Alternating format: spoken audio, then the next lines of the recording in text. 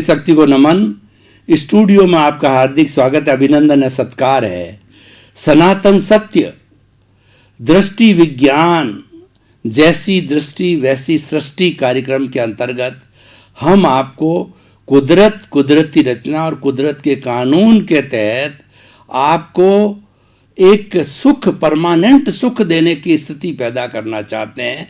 हम आपको ऐसे सूत्र देना चाहते हैं कि आपका जीवन अच्छा बने, आपके जीवन में सुख हो, समृद्धि हो और शांति हो, और आप एक अच्छे इंसान बन करके और समाज की सेवा करें। ये सारा कार्य हम अलग अलग एपिसोड्स के माध्यम से करते हैं। तो आज हमारा बहुत ही सुंदर विषय है कायोत्सर्ग। भाई और बहनों, प्रेक्षा ध्यान पद्धति का पहला चरण कायोत्सर्ग है।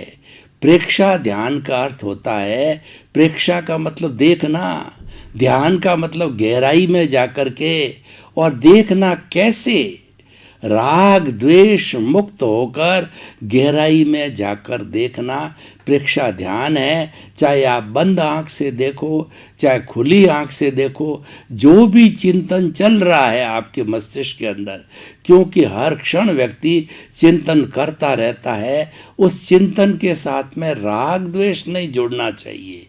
राग द्वेष एक बुराई है, राग द्वेष कर्म रज है, राग द्वेष कषाय है, राग द्वेष दुख का कारण है, राग द्वेष अज्ञान है। ये अज्ञान की वेल्डिंग को तोड़ना।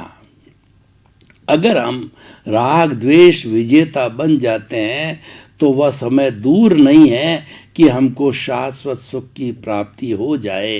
तो हमारा सारा फोकस, सारा हमारा कहना चाहिए एकाग्रता, वो राग द्वेष मुक्त होकर देखने पर है। तो उस राग द्वेष मुक्त होकर देखने के लिए हमें अपने शरीर को जो है शिथिल करना पड़ेगा। शरीर की शिथिलता के लिए कायोत्सर्ग किया जाता है। कायोत्सर्ग होता है काया का उत्सर्ग, यानी शरीर रहते हुए भी शरीर का भान होना। ये बहुत बड़ी बात है। इसको विदेह भी कहा जाता है। राजा जनक विदेह थे कि राजा जनक शरीर में रहते हुए भी शरीर की उसको अनुभूति नहीं थी। वो तो हर क्षण जो है रियल पुरुषार्थ में रहते थे, दृष्टि विज्ञान में रहते थे और भीतर विराजमान प्रभु के संपर्क में रहते थे और ये चिंतन करते रहते कि मैं तो शुद्ध आत्मा हूँ, मैं तो ज्ञाता हूँ, मैं दृष्टा हूँ, मैं जानने वाला हूँ, देखने वाला हूँ। और ये जो मेरा चल रहा है, जो दुनियादारी का काम चल रहा है, मन वचन काया की जो भी गतिविधि चल रही है, ये मेरा प्रारब्ध है, ये उदय है जो मैं पीछे से लेकर के आया हूँ। और इसमें परिवर्तन करने की मेरी सामर्थ्य नहीं है, परिवर्तन होता भी नहीं है। आप कोशिश करके परिवर्तन करना चाहोगे और आप बोलोगे कि मैंने पुरुषार्थ किया, तो वास्तव के अंदर पुरुषार्थ है ही नहीं है। वह तो अपने आप होने वाली बात है। लोग इसको रिलेटिव पुरुषार्थ भी, मन वचन काया की और रिलेटिव पुरुषार्थ भी मानते हैं, पर वो रियल पुरुषार्थ नहीं है। चाहे हमारे मन वचन काया है, ये अवस्था मात्र है और इसको कोई भी रचना करने वाला नहीं है और ये संजोग के अधीन है।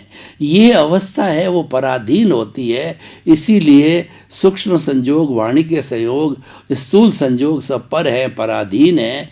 यह ज्ञान मेरे हृदय में संस्थापित रहे, कोई दखो दखल करूं नहीं। इसका मतलब जो संजोग चल रहे हैं उसमें मुझे दखल नहीं करनी है, उसको तो हमें भोगना है, उसको तो हमें इस रूप में स्वीकार करना है कि मेरी ध्वनि की प्रतिध्वनि है, मेरे ही द्वारा किया हुआ है, मेरा हिसाब है, तो ये मुझे क्लियर करना चाहिए। तो कायोत्सर्ग का अर्थ होता है काया का उत्सर्ग करना, काया की अनुभूति न होना, काया महसूस नहीं होनी। और काया के साथ के अंदर हमारा श्वास भी जुड़ा हुआ है, तो श्वास भी शिथिल होना चाहिए, शरीर भी शिथिल होना चाहिए। दोनों के शिथिलीकरण होने से हम एकदम हल्के हो जाते हैं। एकदम हल्के का मतलब होता है हमको मेंटल पीस की प्राप्ति हो जाती है, हमको इमोशनल हेल्थ की प्राप्ति हो जाती है, हमारे क्रोध, अहंकार, माया, लोभ पे भी काफ़ी अंकुश लग जाता है अगर हमारा कायोत्सर्ग और श्वास दोनों नियंत्रण में हो जाते हैं। तो ये सारा प्रयोग हम करेंगे, क्योंकि हमारा सनातन सत्य है वो प्रयोग धर्मात्मक है। तो हम प्रयोग के माध्यम से जो है सच्चाई को प्राप्त कर सकते हैं, क्योंकि हमें अल्टीमेट ट्रुथ को देखना है, हमें जीवन की जो वास्तविकता है, जो रियलिटी है, उसका पता लगाना होता है। तो अभी हम प्रयोग कर रहे हैं, तो आप प्रयोग कीजिए। रीढ़ की हड्डी सीधी, आंखें कोमलता से बंद, ध्यान की मुद्रा। अब आपका जो चित्त है, चित्त कहिए, मन कहिए, विचार कहिए, उसको पूरे शरीर में घुमाइए और शरीर का सबसे निचला भाग है उसको शिथिल कीजिए। जो दाएं पैर का अंगूठा, पंजा, एड़ी, पैर, घुटना, साथल, इस भाग को ऑटो सजेशन दीजिए। आप सजेशन दीजिए कि मेरे शरीर का निचला हिस्सा शांत हो जाए, शिथिल हो जाए। ऑटो सजेशन देने के बाद के अंदर अनुभव कीजिए मेरे शरीर का निचला भाग शिथिल हो रहा है, शिथिल हो रहा है। अनुभव कीजिए शिथिल हो गया है, शिथिल हो गया है। अब हम बाएं पैर का अंगूठा, अंगुलियां, पंजा, एड़ी, पैर, घुटना, साथल, जो बाएं पैर का कमर का भाग, हम ये ऑटो सजेशन दें कि मेरा शरीर का निचला भाग शिथिल हो जाए, शिथिल हो जाए। अनुभव कीजिए शरीर का निचला हिस्सा शिथिल हो रहा है, शिथिल हो रहा है, शिथिल हो गया है। शरीर का मध्य भाग, पेट, छाती, दोनों हाथ, हाथ के पंजे, अंगुलियां, कमर का पिछला भाग, शरीर का पूरा मध्य भाग। ऑटो सजेशन दीजिए शरीर का मध्य भाग शिथिल हो जाए, शिथिल हो जाए। अनुभव कीजिए मध्यम शरीर शिथिल हो रहा है, शिथिल हो रहा है। अब आपका ध्यान शरीर के ऊपरी भाग मस्तिष्क के ऊपर टिकाइए। गर्दन, ठोड़ी, दोनों आँखें, दोनों कान, नाक, दोनों नाक के दोनों हिस्से और ऊपर का सहस्त्रसार ज्ञान केंद्र, शरीर का सबसे ऊपरी भाग स्पर्श कीजिए और ऑटो सजेशन दीजिए शरीर का ऊपरी भाग शिथिल हो जाए, शिथिल हो जाए। अनुभव कीजिए शरीर का ऊपरी भाग शिथिल हो गया है, शिथिल हो गया है। मेरा पूरा शरीर शिथिल हो गया है, कायोत्सर्ग हो गया है। अब हम थोड़ा श्वास परीक्षा करेंगे कि जो हमारा श्वास बाहर की ओर जा रहा है, भीतर की जा रहा है, दोनों नथुनों के बीच में बैठ करके, और जो आते जाते श्वास को देखो। श्वास को लंबा करो, गहरा करो, लंबा सांस। जब हम लंबा सांस लें तो पेट फूलना चाहिए और जब सांस छोड़े तो पेट सिकुड़ना चाहिए। ये प्रकृति का नियम है। लंबा सांस, गहरा सांस, समतल सांस। देखिए हमने अच्छी तरह से सांस ले लिया है, शरीर स्थिर है, शरीर एकदम स्थिर हो गया है, आत्मा स्थिर हो रही है, शरीर श्वास स्थिर हो रहा है, श्वास शिथिल हो रहा है, पूरा श्वास और शरीर शिथिल हो गया है। अब अनुभव कीजिए मेरा शरीर इतना हल्का हो गया है कि मैं अपने स्थान से 1-2 फुट ऊपर उठ रहा हूँ, अपने स्थान से 2 फुट ऊपर रख रहा हूँ।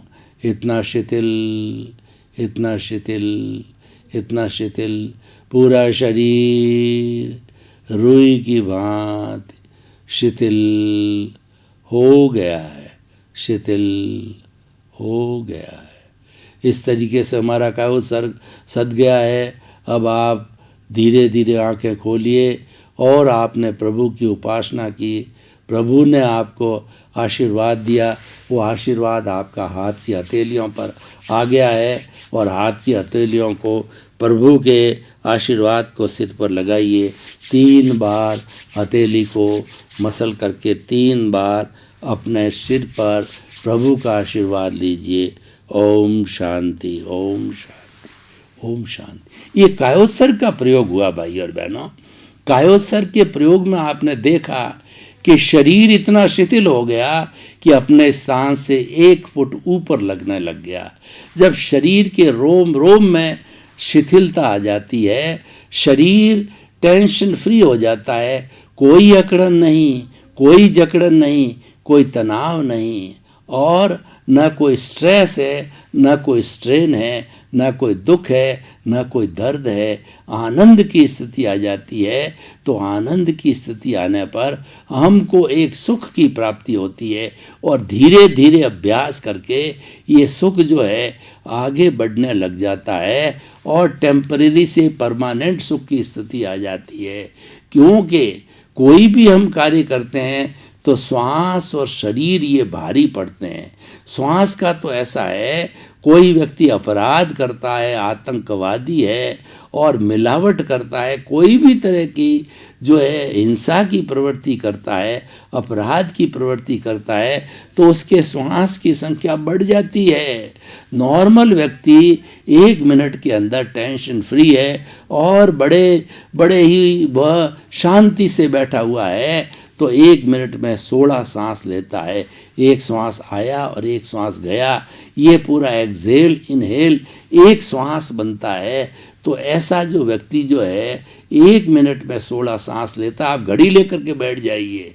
और लेकिन जब हम कायोत्सर्ग का नियमित जो है वो अभ्यास करते हैं और श्वास परीक्षा का या श्वास का नियंत्रण करते हैं, तो धीरे धीरे ये हमारी प्रति मिनट श्वास की संख्या घट जाती है।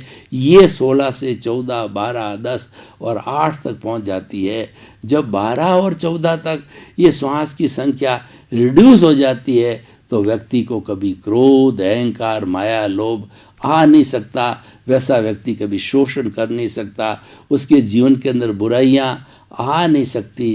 कोई भी बुरा व्यक्ति उसके संपर्क में आएगा लेकिन वह उसको प्रभावित नहीं करेगा, क्योंकि सूरदास की काली कमरिया चढ़े न दूजो रंग। जो व्यक्ति अपने इरादों में पक्के होते हैं, अपने सिद्धांतों में पक्के होते हैं सूरदास की तरह, तो उन पर किसी भी चीज़ का इफ़ेक्ट नहीं होता है, वो इफ़ेक्ट प्रूफ हो जाता है, इफ़ेक्ट लेस हो जाता है। तो भाई और बहनों, हम ये कहना चाहते हैं कि हमारा जो ये शरीर की परीक्षा है, ये जो हम कायोत्सर्ग करते हैं, एक ये बहुत बड़ा सुंदर उपसर्ग है, बहुत उपाय है। तो हमारे साधु सन्यासी होते हैं, जब उपाश्रय से बाहर जाते हैं तो वह जो है थोड़े समय का कायोत्सर्ग करते हैं और वापस जब आते हैं गोचरी लेकर के या कोई कार्य से, तो थोड़े समय का जो है वह वापस उसको जो है वो कायोत्सर्ग करना होता है। इसीलिए बाहर जाने और भीतर आने में 2 बार कायोत्सर्ग करना होता है। ये शुद्धिकरण की प्रक्रिया है। जब हम कायोत्सर्ग में लग जाते हैं, इसका मतलब हम प्रतिक्रमण करने लग जाते हैं।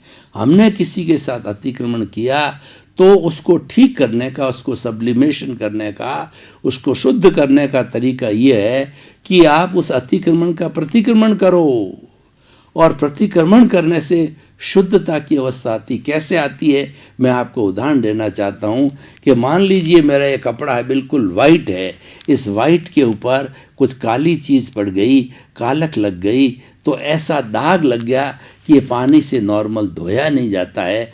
तो उसको धोने के लिए आजकल जो नई विधियाँ आई है उसमें हमने डिटर्जेंट पाउडर का उपयोग किया और जब वो जो है बस एकदम साफ हो गया वाइट। तो उसी तरीके से हम यहाँ कहना चाहते हैं कि आप जो है वो हमारी आत्मा का शुद्धिकरण करना चाहते हैं तो प्रायश्चित प्रतिक्रमण ये बहुत ही सुंदर उपाय है। और हमारे अध्यात्म के अंदर सामायिक आलोचना, प्रतिक्रमण, प्रत्याख्यान, ये 4 चीजें शुद्धिकरण की प्रक्रिया बताई गई है। और व्यक्ति सब कुछ कर लेता है, करने के बाद वो प्रायश्चित की अवस्था में आता है तो धीरे धीरे जब वो प्रायश्चित करने लग जाता है तो उसके जितने भी जो दुर्गुण किए हुए हैं, कितने भी लोगों को उसने कष्ट दिया होता है, धीरे धीरे वह परमाणु विलीन होने लगते हैं और वह व्यक्ति जो है शुद्धता की महसूस करता है। और कायोत्सर्ग के अंदर रहने वाला व्यक्ति होता है वो कभी भी बीमार नहीं होता है, क्योंकि पहले वो इस तरीके प्रयोग करके वो परीक्षा ध्यान के कई प्रयोग कर लेता है और कायोत्सर्ग उसमें से मुख्य प्रयोग है, इसीलिए सबसे पहले कराया जाता है। और ये करने से जो है हमारे और जो प्रयोग है वो बड़े आराम से हो जाते हैं, क्योंकि कायोत्सर्ग है परीक्षा ध्यान की 8 ही भूमिकाओं के अंदर है। वह एक भूमिका बनाने वाला स्थान है, वह परीक्षा ध्यान के बारे में जानकारी देने वाला बन जाता है और किस व्यक्ति को किस आसन के अंदर और किस तरीके से अभ्यास करना उसके बारे में भी जानकारी मिलनी चालू हो जाती है। तो भाई और बहनों, हम कायोत्सर्ग की बात करें तो कायोत्सर्ग जो है वह जो शवासन के रूप में भी बोला जाता है कि व्यक्ति सो करके वो एकदम मुर्दे के जैसा अनुभव हो। मुर्दा बनना नहीं है मुर्दे की अनुभूति का अर्थ ये होता है कि हमारे शरीर में किसी तरह का तनाव नहीं है, हमारे शरीर में मसल्स वगैरह है सब इफेक्टिव हो जाते हैं और ढीला हो जाता है, श्वास ढीला हो जाता है। जब शरीर और श्वास दोनों ढीले पड़ जाते हैं तो वो व्यक्ति कोई भी चीज़ जो है वो ग्रहण करता है उसी में खो जाता है और खो करके उसके प्रति कोई राग द्वेष नहीं करता, प्रतिक्रिया नहीं करता है, क्योंकि उसको सच्चा ज्ञान प्राप्त हो जाता है। इसीलिए अगर हम सनातन सत्य को प्राप्त करना चाहते हैं तो हमें ये प्रयोग अवश्य करना चाहिए और साथ साथ के अंदर हमें जो है सनातन सत्य को समझने के लिए वो हमारे गुरुओं के साथ में और हमारे जो हमको जो केवल दर्शन केवल ज्ञानी पुरुष है उनको ढूंढना चाहिए और उनके संपर्क में जाकर के ज्ञान रूपी दीपक को जीवन में जला करके, जो कि हर क्षण जलता रहता है, उसको जीवन के अंदर जला करके हम बहुत बड़ी उपलब्धि की प्राप्ति कर सकते हैं। तो भाइयों और बहनों, आइए आज इस एपिसोड को निष्कर्ष की भाषा में रखें कि मैंने प्रयोग किया रहा है, थ्योरी एंड एक्शन एक साथ कराए। तो इस थ्योरी और एक्शन जो करने के बाद में हमको व्यक्ति कैसे लाभान्वित होगा, समाज को कैसे जो है लाभान्वित किया जाएगा, और कुल मिलाकर के आज की ग्लोबलाइजेशन, प्राइवेटाइजेशन और लिबरलाइजेशन के युग के अंदर हम ये जानना चाहते हैं कि ये सारे कोरोना के वगैरह जो जितने भी इफ़ेक्ट हैं जिससे कि हमारे इम्यून सिस्टम ख़त्म हुआ है, इसको भी हम रोका जा सकता है। तो इसीलिए कायोत्सर्ग ऐसी पद्धति है, कोई भी असाध्य बीमारी हमारे भीतर घर कर जाती, भीतर आने लग जाती है, तो उसको हम आसानी से रोक सकते हैं। कायोत्सर्ग एक विधि है जो तुरंत लाभ देती है और ये व्यक्ति के अंदर कोई भी स्ट्रेस स्ट्रेन नहीं लाती है और इसका कोई साइड इफ़ेक्ट नहीं है। ये तो मात्र हमारे शरीर जो है उसको एक लेबोरेटरी बनाना पड़ता है, और शरीर की जब लेबोरेटरी होती है तो ये ऑलरेडी हमारा शरीर है, उसके भीतर प्रभु है, वो अनंत ज्ञान वाला, अनंत दर्शन वाला, अनंत शक्ति वाला, अनंत सुख का धाम है। तो वह होते हुए भी वो अपने आप करेक्शन दे देते हैं।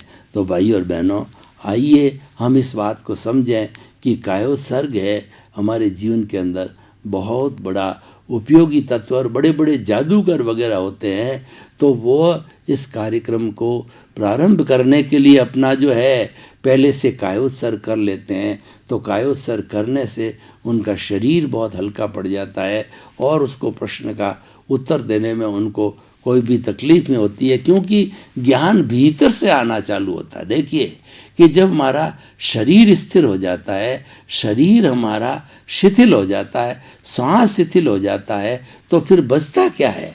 फिर उसके बाद में जो हमारा भीतर प्रभु विराजमान है, वह प्रभु जो है वह जो है उस मौन की अवस्था में अपने भीतर से जो अनंत ज्ञान है उसके कई सूत्र निकाल करके और ऑटोमेटिकली साधक तक पहुंचाया जाता है। तो भाई और बहनों, ये बहुत ही सुंदर जो है हमारा एस्पेक्ट है, ये सुंदर जो है हमारी अंतर्धारणा है। तो इस कायोत्सर्ग को हमें प्रैक्टिकल रूप में करना चाहिए और कायोत्सर्ग को जो है अन्य अन्य लोगों को समझाना चाहिए। अगर हम योग के बारे के अंदर और हम जो है एक अच्छा इंसान बनाना चाहते हैं, एक अच्छा राष्ट्र बनाना चाहते हैं, तो उसके लिए जो है हमें जो ये हमारा जो योग के साथ साथ में कायोत्सर्ग का जो भाग है वो करना चाहिए। कायोत्सर्ग जो है वो अपने आप में एक बहुत ही सुंदर विधा है और इसके अंदर जो आदमी का दिल इसीलिए लगता है कि यह एक जो है ठोस बात करता है। व्यक्ति ये देखता है कि मेरे भीतर कुछ कमज़ोरी है और वो कमज़ोरी किसी से कह नहीं सकता, तो उस कमज़ोरी को धोने के लिए जो है पानी को गर्म करके और हम उसका उपयोग कर सकते हैं। तो भाई और बहनों, आइए इस एपिसोड के माध्यम से जो हमारा कायोत्सर्ग का एपिसोड है, उस एपिसोड को बड़े सुंदर तरीके से हम करके और हमारे जीवन के अंदर बदलाव ला सकते हैं। और कायोत्सर्ग करने वाला व्यक्ति होगा वो संभाव की स्थिति में रहेगा और जो बाहरी हर एक वस्तु से वह एडजस्टमेंट करके चलेगा, उसको ये एक सनातन सत्य मिल जाएगा, रियलिटी मिल जाएगी कि हमारे मन वचन काया रूपी जो 3 योग हैं और उन मन वचन काया रूपी योग से जो हमको ये जो शरीर मिला है, पंचभूत का शरीर है, और ये जो शरीर मन बुद्धि चित्त अहंकार जो है ये आत्म जो हमारा शरीर है, उससे जो है वो हम जो है इस तरीके से प्राप्ति शिथिल करके और शरीर से बहुत बड़ा लाभ ले सकते हैं। क्योंकि शिथिलता की अवस्था के अंदर व्यक्ति की एनर्जी वेस्ट नहीं होती है और उसके बड़े बड़े सुंदर परिणाम हमको देखने को मिल जाते हैं। तो भाई और बहनों, हम इस एपिसोड के माध्यम से आपको कहना चाहते हैं कि प्रतिदिन जो है हमें धार्मिक क्रिया करनी चाहिए और जिसका अवलंबन जो है वो हमारा जो है ये कायोत्सर्ग है। ये कायोत्सर्ग जो है हमें अच्छे जीवन निर्माण का, अच्छा व्यक्ति को जो है निर्माण करने में पूरा सहयोग करता है और हमें इस सहयोग को जो है लेना चाहिए। तो भाई और बहनों, निष्कर्ष की भाषा में हम कह सकते हैं कि ये जो हमारा कायोत्सर्ग का सिद्धांत है, जो कि परीक्षा ध्यान से जुड़ा हुआ है, एक बहुत बड़ा कारगर सिद्धांत है। इसीलिए ये कोई भी किया जाए उसको प्रारंभ के अंदर ये किया जाता है ताकि कि दूसरा चरण करें तो हमारा शरीर स्थिर रहे, श्वास स्थिर रहे और वो कोई तरह की रुकावट पैदा नहीं करे। भाई और बहनों, आपका बहुत बहुत धन्यवाद। आप हमारा सनातन सत्य कार्यक्रम बराबर देख रहे हो। आप सनातन सत्य कार्यक्रम की आत्मा हो। हमको फीडबैक बराबर मिल रहा है, आपके द्वारा प्राप्त सुझाव है हमको मिल रहे हैं। फिर भी आपको किसी तरह का सुझाव हो तो हमारा पर्दे के पीछे हमारा ईमेल और जो हमारी वेबसाइट और मोबाइल ऐप वगैरह दिए हुए हैं, तो आप जो है उसके माध्यम से हमें आपकी जिज्ञासा, आपके प्रश्न भेज सकते हैं, आपको समाधान मिलेगा। और उसके साथ साथ के अंदर आपको जो है हम एक अच्छा इंसान बनाने के लिए अच्छे अच्छे टिप्स और अच्छी अच्छी व्यवस्था देते हैं। इसी क्रम में आपका जीवन आनंदमय हो, मंगलमय हो। आपके प्रति